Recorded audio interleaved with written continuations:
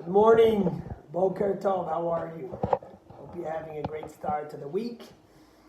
So I saw this amusing, many of you that know me personally know that the rabbi likes a good glass of wine, and at least he thinks he understands it, especially a good Cabernet. And I saw this amusing, fascinating story this week about this restaurant owner in Manhattan posted on his Instagram page about a story that happened in the restaurant. So these four business executives from Wall Street, big machers, schwitzers, they come in, they sit down, and they order the most expensive bottle of wine he has. It's Chateau Mouton Rothschild, and it's $2,000 for that bottle of wine. They order the $2,000 bottle of wine, and they ask it to be poured into a decanter to let it breathe and be ready for them to drink. At the same time, there's a young couple, just married, on the other side of the restaurant, who come into the restaurant, they order the cheapest bottle of wine. Pinot Noir, $18 bottle of wine. And it also sits to get decanted. Anyways, to make a long story short, the managers confused the two bottles, and they gave the $2,000 bottle of wine to this young couple, and they gave the $18 wine to the four business executives. And the host, one of the executives, tastes the wine, and he says, he feels the bursting, delicious taste. He could feel that Rothschild. It's delicious. He's going on and on. And meanwhile, the $2,000 bottle of wine that went to this young couple, and they're laughing about wine snobs and how they ordered the cheapest bottle of wine. After a few minutes, the managers realize, and they don't know what to do. They call the owner to come deal with the crisis. He comes, and he says the easiest thing to do would have been to just continue. Let them each. This one thinks they have an $18 bottle of wine. They're laughing. They don't even appreciate it. The other one thinks that they have the most expensive bottle of wine. They're convincing themselves all these things. And move on. Life will be good. But he felt it was immoral. They spent $2,000 and he gave them an $18 bottle of wine. So he went to tell them. He also felt guilty to take away the bottle of wine from the couple that got it. Listen, they're already sitting on the table. They're enjoying it. What's he going to pull it away? So he ended up eating the $2,000, but he laughed how when he came to the executives, the host said, I was tasting my taste buds. I knew something was wrong. Anyways, there's a lot of discussion in general of people just buy wine. They hear it's expensive, so they spend their money and they think it's good, but really in their mind, it's all a mind game or not. But that's not where I wanted to go. I just thought the story was amusing, and it connected me to something interesting in this week's Torah portion. What are Jews called? Jews are called Hebrews.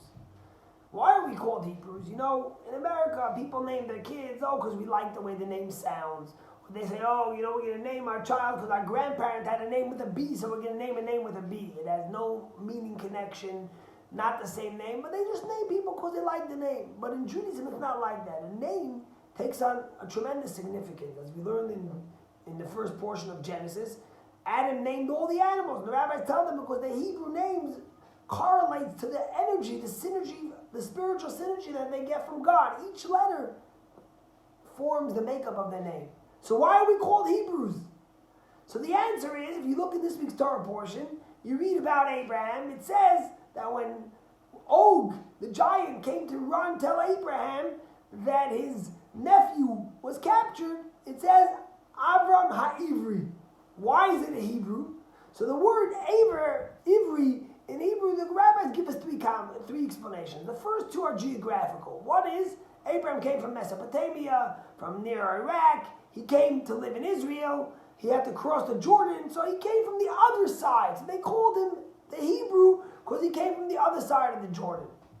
Another explanation is, Abraham was the inheritor of Noah's grandson, Aver. Aver means from the high plain. Abraham, Ivri, that's why he got the name. But those are geographical explanations. But why would we stick with that name as who we are? There's got to be some other explanation. And the rabbis tell us something very interesting. Abraham was called HaIvri, the Hebrew, and we got that name because Abraham stood alone on the other side of the river where everyone else stood. Everyone was on one side, and Abraham stood alone on the other side. Think about what happened. They lived in a world of paganism where they worshipped idols, where they thought clay could be that answers their prayers. They murdered, they killed, and suddenly Abraham came alone against his father, against Nimrod, against the world, and spoke monotheism, said, no, there's one God, it's a spiritual God. It's not a God of clay, it's not a God that's even the sun or the moon, it's something greater than that. Abraham spoke morality, you can't kill, you can't murder, you can't steal. He had the story with Lot, when Lot wanted to just have his animals eat everyone's field, and Abraham said, no, you need to be moral. Abraham stood on one side, while everyone else stood on the other side. It's not an easy thing. Sometimes in life, we have the typical people. We like following the herd. We do what everyone else does. Oh, if it's in to do this, if it's vogue to do this, then we'll do it too. If everyone's jumping this way, we'll jump this way. If everyone says this bottle of wine tastes like a $2,000 bottle of wine, if it says on the label this is what it is, that's what we'll do. But Abraham had the courage to stand up to everyone. He was on one side against all the tidal waves of society. That's the courage. That's what it takes to be a Jew. Sometimes you live and you watch what's going on and you want to speak up, you want to say something, but you realize everyone else is thinking differently. Do you have the courage to say and do what's right? And that's why we took the name Hebrew, to give us the strength from Abraham to be able to stand against the tidal waves, to be able to stand on the other side of everyone else, even if it's not popular, because it's the right thing. You know, in 1960, Adolf Eichmann was captured. Eichmann was literally one of Hitler's generals who was in charge of the final solution and responsible for the death of millions of Jews. And when he had his trial in Israel, my father had the merit, he lived in Israel then, to be able to go witness it. They let every day during the trial, they let people come into the courtroom. You had to wait online to get tickets, and they told you which day you could come just to witness that there's responsibility for what our actions are. So they asked Eichmann if he feels guilty. And he says, no. He says, I was just following orders. I wasn't the boss, I was just following orders. And right after that, and I think it was 1961, there was a Professor Stanley Milgram who did this study. He took 40 teachers and he put them behind invisible walls, and he said the students, he put them behind walls, and he told them the students on the other side of the walls. And he basically, the students had to memorize a sequence, and if they missed one, if they made a mistake, the teacher was on the other side of the wall, would electrocute them, would send electric shots, and it went up to 450 volts, and every time they got something wrong, they had to do another one. And they watched as these teachers and the people behind the walls were not really, it was fake, but these teachers thought it was real.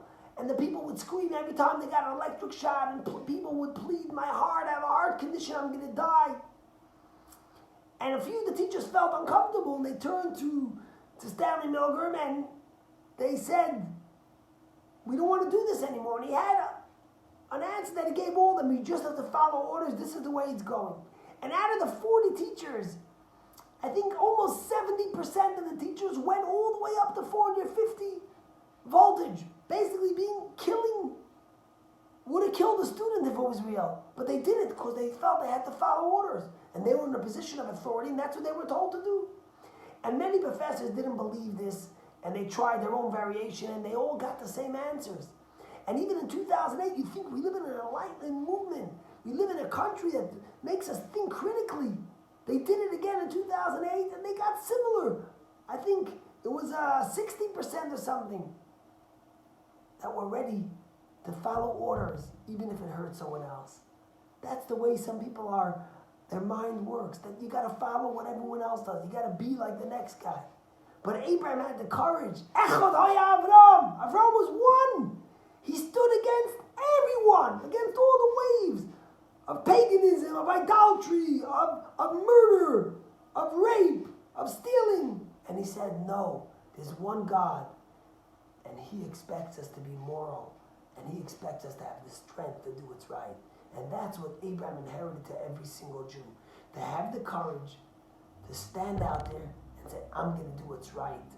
I'm going to do not what's popular, but what's the correct thing to do. We live in crazy times, and sometimes you see things and you're not sure if you should stand up, remember, your name is Hebrew, we're Jewish, and we stand up for what's right, not what's popular. Have a great day.